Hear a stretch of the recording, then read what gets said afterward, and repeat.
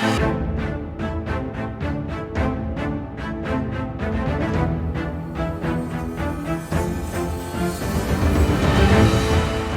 chosen extracts from two speeches of Her Majesty, the first all the way back from 1957 and the other, after much cogitation, her Christmas speech from 2019. Let's jump to 1957 first. In case I didn't already mention this was the very first televised Christmas broadcast. Okay, enough intro, now yum. Happy Christmas. Right, the trap vowel. That's one of the most noticeable facets of this accent. Happy becomes happy almost. This vowel has opened up a lot in modern RP. Listening to old film clips or recordings, we are often struck by the quality of this vowel, as in that bad man, not that bad man. It was not only considerably less open than it's now customary, it's tenser and has more pharyngeal constriction. 25 years ago, my grandfather broadcast the first of these Christmas messages. Ago, the goat vowel. Now, we've talked about this a lot here on this channel. It was even one of the 5 top tips for sounding posh. And if you haven't watched it, I highly recommend it. Click up there on the card to watch it. And if you can't see any cards, turn on annotations in YouTube video settings. Changes in the symbolization of the goat diphthong reflects changes in the starting and end points. So in over the road, I don't know, we now use a diphthong with a mid-central, usually unrounded starting point. A century ago, the starting point was back and rounded. A corollary of the shift is that the goat vowel is often replaced by a mere schwa, as in November turning into November, and profound weakening into profound. Today is another landmark, because television has made it possible for many of you to see me in your homes on Christmas Day. For many of you to see me.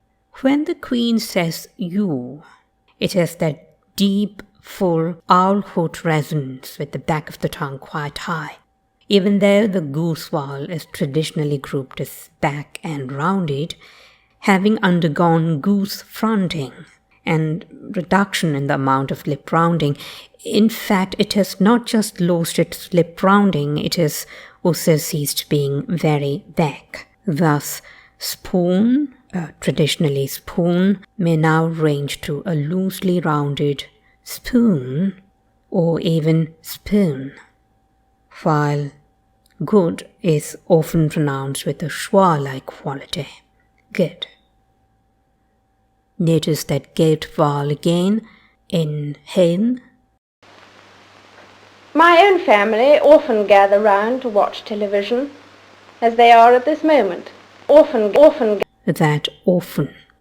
This one is very intriguing. Again, we've discussed this before in the 5 words video. It's sometimes dubbed transfer of the cloth set. Until the Second World War, words belonging to the standard lexical set cloth would have been articulated with the back vowel, or as would words in the same lexical set such as cough, soft, cross, and lost, all words in which the vowel is followed by a voiceless fricative. Contemporary pronunciation: cloth, cough, soft, lost, etc. But for the Queen, and this is still the case for her, as we'll soon see when we look at her second recent speech sample, that most striking Victorian way of saying often, exactly the same way as she'd say often.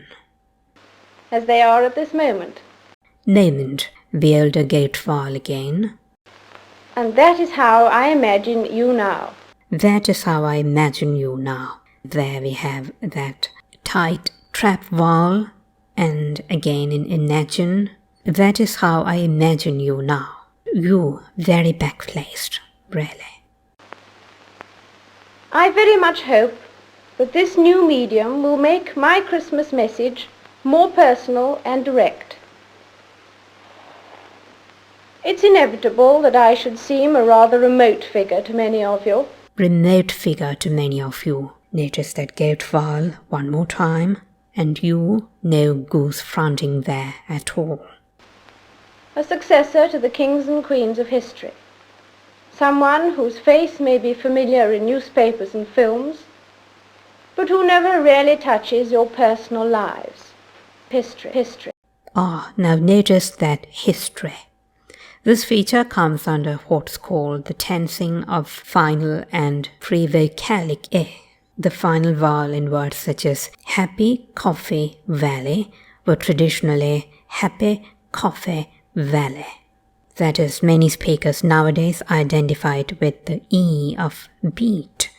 In recent dictionaries, including Oxford, Cambridge and Longman, the phonetic symbol E is used to denote this variant, thus happy, coffee, valley, and not happy, coffee, valley.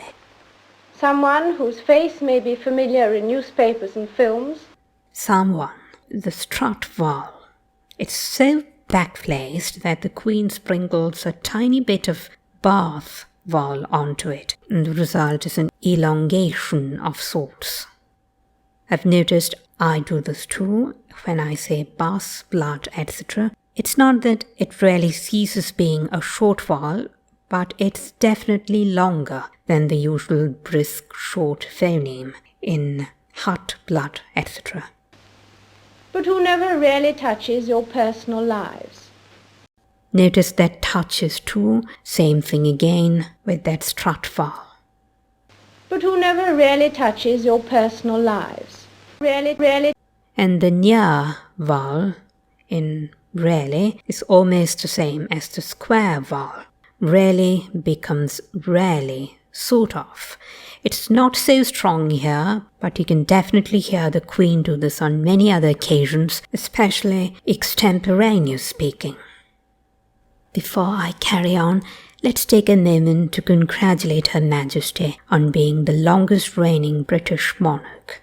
She ascended the throne on 6th February 1952. As we all know by now, 2022 marks 70 years on the throne for her.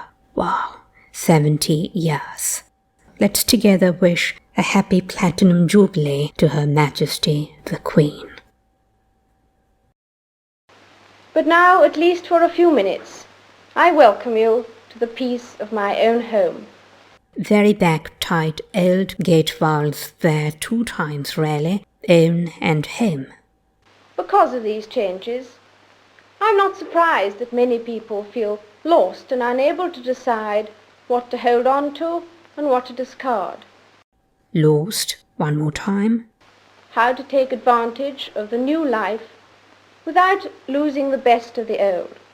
Old, no L colouring there, so we get the same goat vowel irrespective of the L that follows.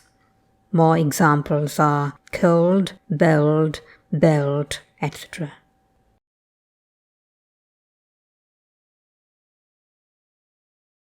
As a child, I never imagined that one day a man would walk on the moon. That goose vowel in moon. Now, I recall coming across articles in the Telegraph, the Times and Daily Mail, and even Radio 4 talked about this, that, well, to put it bluntly, the Queen is no longer as posh as she used to be. Personally, I think some of these claims are hyperbolic. When she said moon here, let's listen to it again. The moon. There's really no perceptible goose fronting for me. But I also feel that tightness in the back is also missing. Let's see more.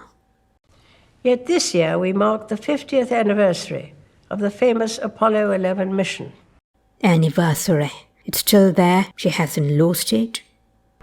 As those historic pictures were beamed back to Earth, millions of us sat transfixed to our television screens. Transfixed. Today, transfixed is what you'd find in dictionary transcriptions, but for Her Majesty it is transfixed, the broad back vowel. For a very long handy list of words that contain this vowel, watch the new top tips video that I referred to at the opening of this video. As we watched Neil Armstrong taking a small step for man and a giant leap for mankind. Nan, the trap vowel has opened up quite a bit for the Queen too. Nan and mankind, and no longer Nan and mankind. Giant leap for mankind. Giant. And another very intriguing feature, notice giant and not giant. We call this smoothing. And for Her Majesty, smoothing is extreme. This is the process whereby a diphthong may lose its second element when followed by another vowel. For example, fire may be smoothed to far. Similarly, science may be realized as sans, power as par, hard as hard, and throwing as throwing. Now, sociolinguistically, this is clearly a part of RP, since it's frequently to be observed in the speech of those native speakers in England who are located towards the upper end of the social scale. It's a reminder for us all that giant leaps often start with small steps. Okay, so no transfer of the cloth set for her. Often and still not often, and giant again. On the 6th of June 1944, some 156,000 British, Canadian and American forces landed in northern France. Forces. Okay, so no merger of o'er and or for the Queen. There used to be a distinction in pronunciation in pairs such as floor versus floor. In contemporary RP, floor and floor are homophones, as are for and for, cause and cause, shore and shore. But forces it is for the Queen, but I admit it's quite subtle here. But I have been struck by how new generations have brought a similar sense of purpose to issues such as protecting our environment and our climate. Issues and not issues. 200 years on from the birth of my great-great-grandmother, Queen Victoria. Victoria, a distinct or and not or. But in time, through his teaching and by his example, Jesus Christ would show the world how small steps, taken in faith and in hope, can overcome long-held differences and deep-seated divisions to bring harmony and understanding. Deep-seated. In a number of words where contemporary RP has an unstressed syllable with schwa, older pronunciations had e. For instance, the final vowel in the following: kindness, witness, toilet, fortunate, and not kindness, witness, etc. That's happily still the case for Her Majesty. Okay, that's all the time we have today. Thank you for watching. See you again very soon.